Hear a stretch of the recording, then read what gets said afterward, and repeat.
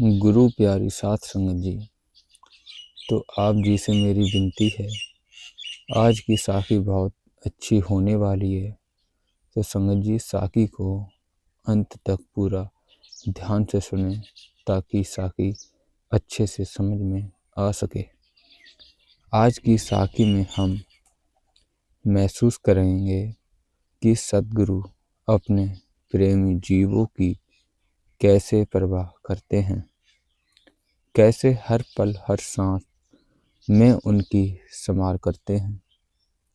बाबा जी हमेशा फरमाते हैं, जो मालिक ने लिखा है वह तो होकर ही रहेगा। पर जब कोई जीव सच्चे मन से सद्गुरु की शरण में आता है तो मालिक उसे ऐसी ताकत दे देता है कि वह किसी भी हालात में डगमगाता नहीं। फिर चाहे मुसीबत कितनी भी बड़ी क्यों ना हो, उसके अंदर एक अटूट भरोसा, एक गहरी शांति और विश्वास की ज्योत जल उठती है।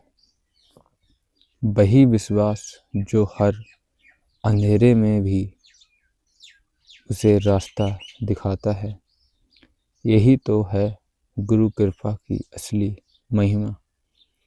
साथ संगत जी, जब कोई जीव अपने मन की लगाम सद्गुरु को सौंप देता है तो फिर उसे किसी चीज की कमी महसूस नहीं होती, क्योंकि तब उसका सारा खुद सद्गुरु बन जाते हैं। और जब गुरु सारा बन जाए तो फिर दुनिया की कोई ताकत उसे झुका नहीं सकती।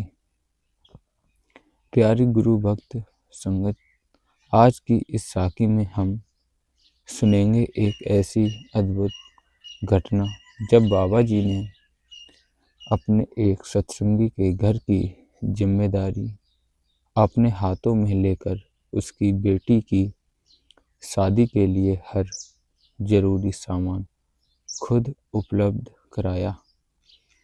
यह घटना हमें दिखाती है कि सच्चे प्रेम और विश्वास से की गई अरदास कभी खाली नहीं जाती। साध संगत जी, पंजाब के लुधियाना शहर में एक बड़े ही सरल स्वभाव और नेक दिल सत्संगी भाई रहा करते थे। उनका काम भी था छोटी सी सब्जी की दुकान चलाना, लेकिन संगत जी, उनकी दुकान सिर्फ रोजी रोटी का जरिया नहीं थी, बल्कि एक सेवा स्थल जैसी थी। जब भी कोई गरीब मजदूर या भूखा इंसान उनकी दुकान पर आता तो वह बिना एक पैसे का मुनाफा लिए पूरे प्रेम से उसे सब्जी दे देते। उनका दिल सचमुच करुणा और दया का सागर था। बाबा जी के प्रति उनका भरोसा इतना गहरा था कि हर हाल में जो भी होगा बाबा जी की मर्जी से होगा कहकर संतोष कर लेते। वो भाई हमेशा सेवा में आगे रहते। जब भी डेरे जाते अपने सामर्थ्य के अनुसार लंगर घर में सब्जी की सेवा जरूर करते। यही उनका नियम था, यही उनका सुख था। लेकिन संगत जी, उनकी पत्नी का दृष्टिकोण बिल्कुल अलग था। वह सत्संगी नहीं थी और ना ही बाबा जी पर उसका विश्वास था। उसका कहना था, बाबा जी तो एक इंसान ही हैं, उनमें ऐसा क्या खास है। वह अक्सर पीरों की दरगाह पर जाया करती थी और अपने पति से कहती, तुम्हारे बाबा कुछ नहीं देंगे, जो देना है वह पीर मियाँ देंगे।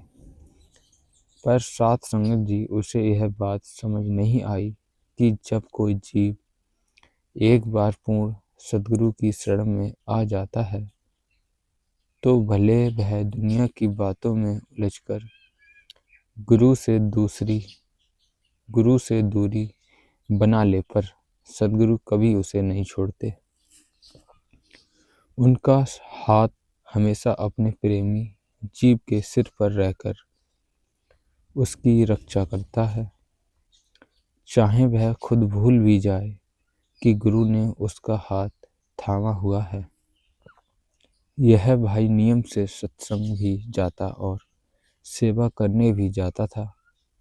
इसकी 2 बेटियां थीं और अब दोनों शादी के लायक हो गई थीं, तो उन्होंने दोनों के लिए रिश्ते देखना शुरू कर दिया।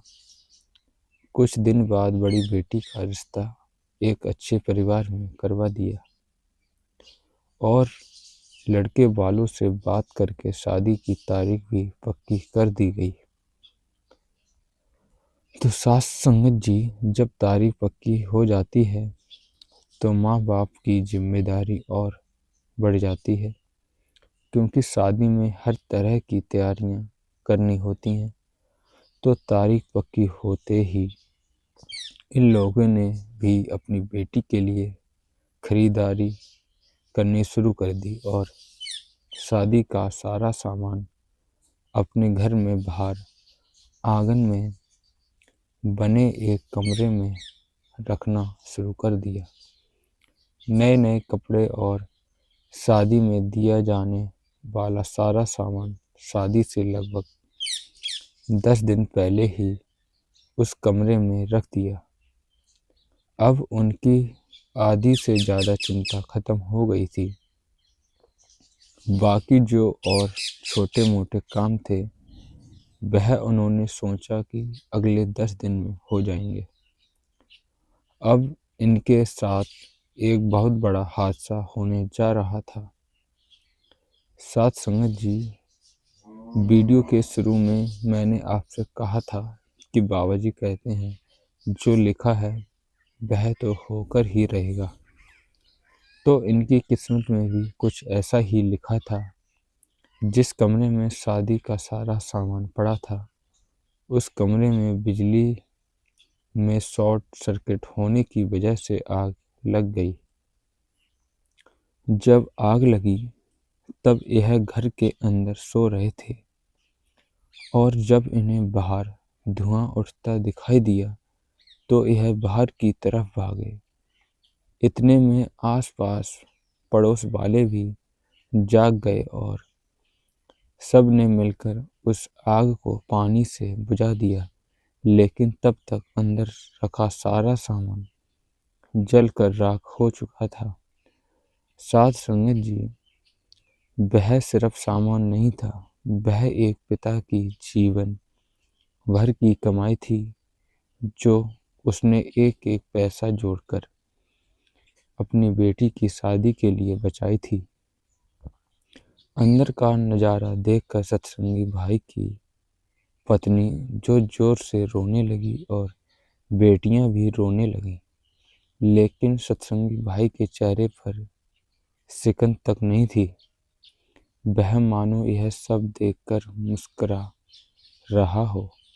जब अड़ोस पड़ोस वालों ने सत्संगी भाई का चेहरा देखा तो उन्होंने पूछा, भाई तू बर्बाद हो गया, लेकिन तेरे चेहरे पर सिकन तक नहीं है, तुझे कोई फर्क ही नहीं। तो सत्संगी भाई कहने लगा, मैं तो मन ही मन अपने सतगुरु का शुक्र कर रहा हूँ। यह सुनकर पड़ोसी हैरान हो गए और सोचने लगे कि यह सदमे से पागल हो गया है। फिर आगे सत्संगी भाई ने कहा, शुक्र है तेरा सतगुरु, बहुत बहुत शुक्र है।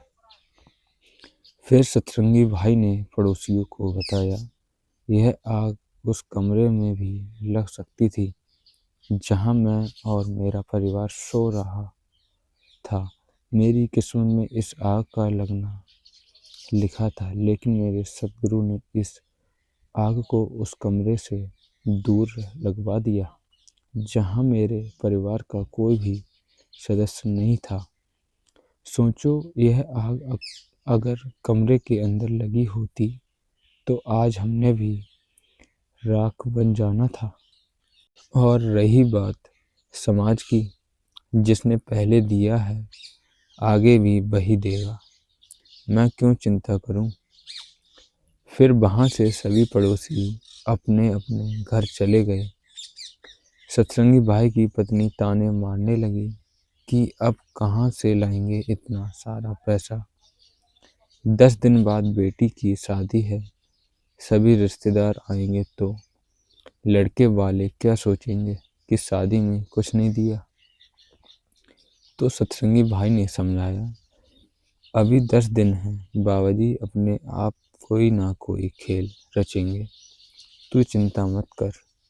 सतरंगी भाई अपनी दुकान पर जाना शुरू कर दिया और उसकी पत्नी हर रोज उसे ताने देती थी कि कुछ नहीं देना, तेरे बाबा ने अगर मेरी बात मानकर पीर महाराज के यहाँ माथा टेक लिया होता तो कुछ बिगाड़ नहीं जाना था। सतरंगी भाई पत्नी के ताने सुनता और चुपचाप जाकर दुकान पर बैठ जाता।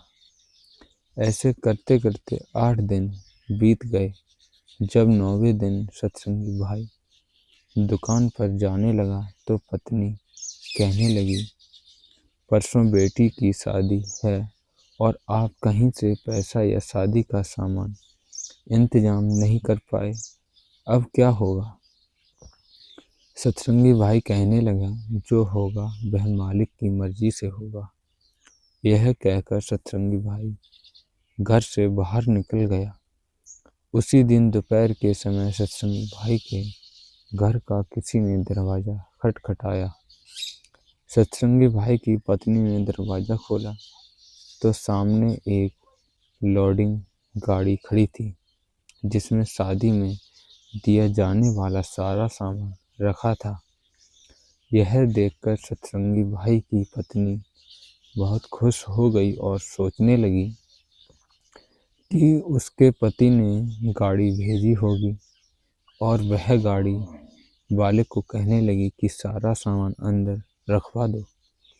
तो गाड़ी वाले ने और उसके साथ आए एक मजदूर ने सारा सामान अंदर रख दिया। जब शाम को सतरंगी भाई घर आया तो सारा सामान देखकर हैरान हो रहा था और वह सोचने लगा कि शायद मेरी पत्नी ने अपने किसी रिश्तेदार से पैसे उधार लेकर यह सामान खरीदा होगा, क्योंकि वह उस दिन से बड़ी चिंता कर रही थी जिस दिन आग लगी थी। तो सतरंगी भाई अपनी पत्नी से पूछने लगा कि कितने का आया सारा सामान। यह सवाल सुनकर सतरंगी भाई की पत्नी कहने लगी कि मुझे क्या पता, यह तो आप बताओ। तो सतरंगी भाई कहने लगा कि मैं कैसे बताऊं, मैंने थोड़ी ना खरीदा है यह सारा सामान। यह सामान सतरंगी भाई की पत्नी कहने लगी कि यह सामान मैंने भी नहीं खरीदा। दोपहर को गाड़ी वाला आया और मुझे लगा कि इसको आपने भेजा है।